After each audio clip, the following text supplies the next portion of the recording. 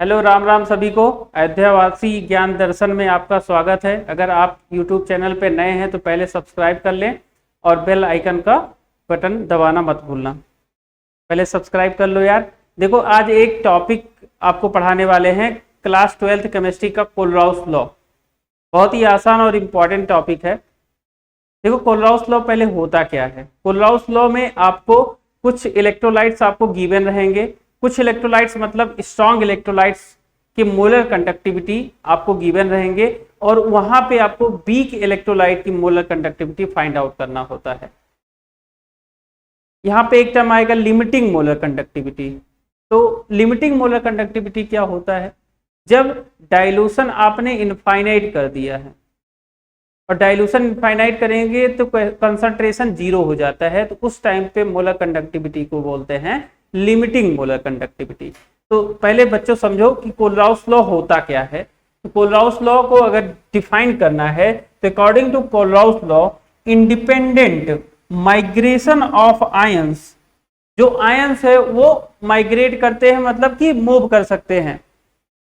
Limiting molar conductivity of an electrolyte can be represented as the sum of, देखो यहां से main है, sum of individual contributions of cations and anions of electrolyte।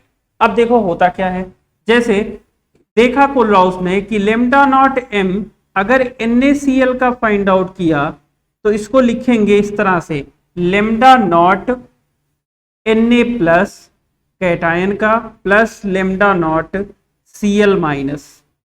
ऐसे अगर मान लो लिखा होता लेमडा नॉट एम KCl, तो यहां पे आता lambda not K plus plus lambda naught Cl minus. तो कोलराउस जो साइंटिस्ट थे उन्होंने देखा कि चाहे लेमडा नॉट m, जब आप मोलर कंडक्टिविटी निकाल रहे हैं कैटायंस और एनायंस का, तो यहाँ पे जो Cl माइनस का मोलर कंडक्टिविटी है वही KCl में भी Cl माइनस की मोलर कंडक्टिविटी थी। तो इसका मतलब ये हुआ कि अगर आप मोलर कंडक्टिविटीज को फाइंड आउट करना है किसी वीक का, तो स्ट्रॉन्ग इलेक्ट्रोलाइट्स की मोलर कंडक्टिविटी को यूज करके आप वीक वाले का मोलर कंडक्टिविटी फाइंड आउट कर सकते हैं। मेन यही है। यहाँ पे डेफिनेशन आपसे नहीं पूछने वाला, आपसे क्वेश्चन पूछेगा। तो देखो एप्लीकेशन क्या होता है। एक क्वेश्चन अगर इसी में एक डिस्कस करें अपन लोग, तो देखो अगर मान लो आपके पास है लेमडा नॉट एम, सबसे पहले लिखा NaCl, तो यहां पे आएगा lambda naught Na plus plus lambda naught Cl minus. दूसरा है हमारे पास लेमडा नॉट m HCl, तो इसको अगर कोलराउस लॉ के अकॉर्डिंग लिखेंगे तो आएगा lambda naught H plus plus lambda naught Cl minus. और एक और लिखा हमने lambda naught m CS3 COONA, तो यहां पे ब्रेक करो तो क्या आएगा, lambda naught CS3 COO minus plus lambda naught Na plus. और हमें मोलर कंडक्टिविटी चाहिए lambda naught m CH3 COOH का। चलो सोचते हैं। देखो जो जो आपको चाहिए वो ऐड कर लो और जो नहीं चाहिए उसको सब्ट्रैक्ट कर दो, क्वेश्चन तुरंत सॉल्व हो जाएगा। बहुत आसान ट्रिक होता है। तो हमें क्या चाहिए, हमें चाहिए CH3COO माइनस और H प्लस, यही तो हमें चाहिए। CH3COO माइनस और H प्लस कौन कौन से में आएगा हमें देखो। अगर इसको माना जाए इक्वेशन फर्स्ट, ये इक्वेशन है सेकंड और ये इक्वेशन थर्ड। तो अगर आप सेकंड और थर्ड को ऐड कर लो, जब ऐड करोगे तो CH3COO माइनस मिलेगा, H प्लस भी मिलेगा, लेकिन एक्स्ट्रा भी कुछ मिल रहा है। वो कौन सी चीजें हैं, Na प्लस और Cl माइनस, तो इनको एलिमिनेट भी करना होगा, कैंसिल आउट करना होगा ना। तो अगर Na प्लस और Cl माइनस को जो पहले इक्वेशन है उसको माइनस कर देते तो क्वेश्चन का सलूशन आ जाता कि नहीं आ जाता। आया समझ में? देखो अगर आप इसको इस तरह लिखते lambda naught M HCl plus lambda naught M CH3COONA minus lambda naught M NaCl, तो चीजें वही बन के आती। देखो अगर हम यही वैल्यूज को लिखा जाए इनका, इसको आगे और चेंज करते हैं तो यहां पे लिख सकते थे lambda naught H plus plus lambda naught Cl minus plus lambda naught CH3COO minus plus lambda naught Na plus minus lambda naught Na plus minus lambda naught Cl minus. तो यहां पे क्या हो जाता, यहां पे ये कैंसिल आउट होता, क्या क्या Cl माइनस से Na प्लस से कैंसिल आउट हो जाता, तो बचता क्या आता lambda naught H plus plus lambda naught CH3COO minus. देखो अगर इसकी मोलर कंडक्टिविटी को आप ब्रेक करते, कुलराउस लॉ के अकॉर्डिंग लिखते sum of contributions of cations and anions के फॉर्म में लिमिटिंग मोलर कंडक्टिविटी को, तो क्या आता लेमडा नॉट H प्लस और लेमडा नॉट CH3COO माइनस आता। और भैया वैल्यू दी होती तो बस आपको क्या करना था, सेकंड और थर्ड की वैल्यूज को ऐड करके फर्स्ट वाले को माइनस कर देते, तुरंत आंसर आ जाता। आता कि नहीं। और यहाँ पे अगर मान लो यूनिट आपसे पूछ ले, लेमडा नॉट एम की यूनिट पूछता है बच्चों सबसे ज्यादा, क्या होता है Simon centimetre square mole inverse. Single mark का बहुत बार पूछ लेता है, आपको यूनिट पता होना चाहिए मोलर कंडक्टिविटी का, क्या होता है Simon centimetre square mole inverse, Simon centimetre square mole inverse. Okay चलो और कुछ डिस्कस करते हैं। चलो एप्लीकेशन क्या होता है कुलराउस लॉ का। तो पहला एप्लीकेशन यही है कि यहाँ पे आप स्ट्रॉन्ग इलेक्ट्रोलाइट दिए, मोलर कंडक्टिविटी स्ट्रॉन्ग इलेक्ट्रोलाइट की दी होगी और वहां पे आप क्या निकाल लेंगे, वीक इलेक्ट्रोलाइट की मोलर कंडक्टिविटी फाइंड आउट कर लेंगे। सेकंड क्या होता है, यहाँ पे डिसोसिएशन कांस्टेंट निकाल सकते हैं। थर्ड क्या है, डिसोसिएशन कांस्टेंट थर्ड में निकाल सकते हैं या दूसरे में निकाल सकते हैं। और तीसरा बोल सकते हैं कि आप degree of dissociation find out कर सकते हैं। मेन तीन होता है, सॉल्युबिलिटी भी निकाली जा सकती है, कोई दिक्कत नहीं है, लेकिन वो तो इसी का यूज करके ही आता है।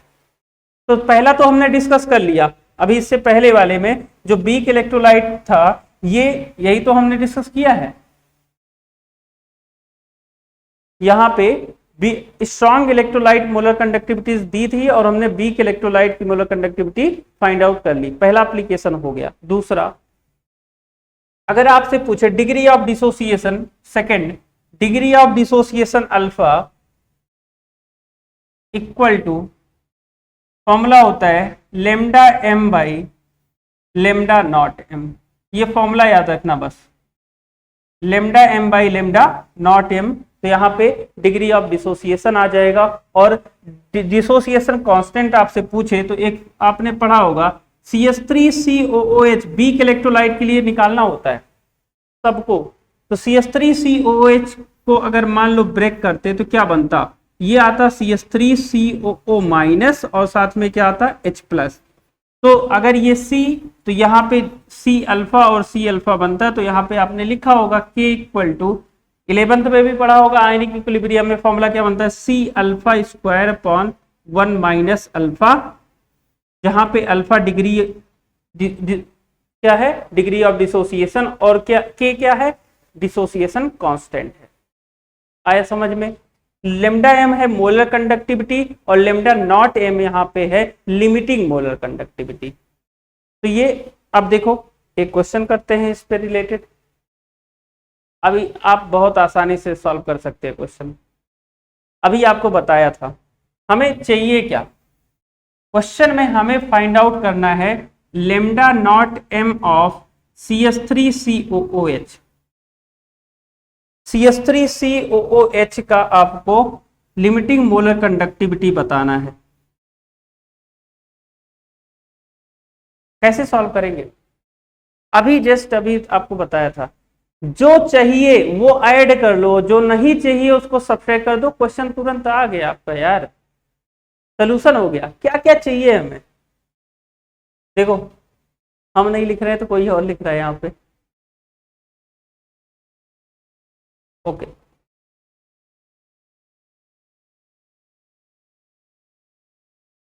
हमें चाहिए, हमें यहाँ पे चाहिए CH3COO माइनस और H प्लस, यही दोनों चाहिए। तो क्या करते, डायरेक्ट कर ले, अभी आगे समझाया है क्वेश्चन। तो यहाँ पे आपको 91 और 425.9 ऐड करना है। हमें नहीं चाहिए Na और Cl, क्योंकि यहाँ पे Cl माइनस आता है, इधर Na प्लस, ये दोनों नहीं चाहिए था, तो 126.4 माइनस कर देते, तो ओवरऑल वैल्यू आ जाती है। ऐड करो पहले, तो यहाँ पे 0.9 और 5 1 6 9 2 11 4 1 5 516 माइनस 126.4, तो आंसर आ जाएगा 5.014 410.5 Simon centimetre square mole inverse, ये आपका आ जाएगा यहाँ पे limiting molar conductivity of CH3COOH। I hope आपको समझ में आ गया होगा। अगर यहीं पे क्वेश्चन पूछता आपसे कि बताओ अल्फा की वैल्यू क्या होगी, तो वहां पे आपको लेमडा एम की वैल्यू दिया होता, लेमडा एम की वैल्यू गिवन होता अगर, तो आपसे अल्फा अगर पूछ लेता तो आप क्या बोलते, lambda M by lambda naught M, तो यहाँ पे डिग्री ऑफ डिसोसिएशन आ जाता। और आपसे अगर के पूछता तो क्या लिख देते, C alpha square by 1 minus alpha, और अल्फा की वैल्यू जो आएगी यहाँ पे पुट कर देंगे, सी कंसंट्रेशन आपको क्वेश्चन में गिवन रहेगा, तो यहाँ पे आप डिग्री या डिसोसिएशन कांस्टेंट भी फाइंड आउट कर सकते थे। तो एक ही क्वेश्चन में सब कुछ पूछ सकता है, या आपसे लिमिटिंग मोलर कंडक्टिविटी भी पूछ सकता है, वो क्वेश्चन पे डिपेंड करता है कि किस टाइप से आपसे पूछना चाह रहा है।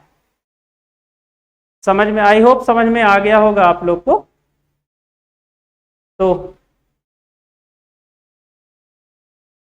अच्छे से पढ़ते रहो, और चैनल को सब्सक्राइब नहीं किया है तो सब्सक्राइब कर लो।